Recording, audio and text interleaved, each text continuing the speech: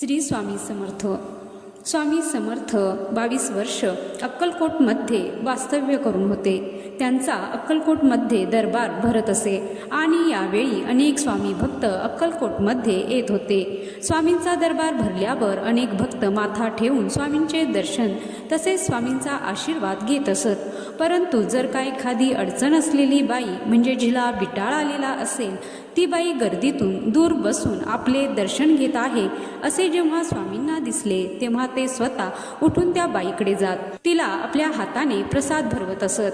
बिटाळ या शब्दाचा त्यांना खूप राग होता. स्वामी म्हणत की बाई ही आई आहे, आई कधी बिटाळशी होत नाही. जिने जन्म दिला तिलाच घरातून बाहेर बसवता असे शब्द स्वामी आपल्या भक्तांना बोलत असत. आईचा कधीच विटाळ होत नसतो आणि जर हा विटाळ असेल तर अवघं जग या विटाळानेच निर्माण झाले आणि या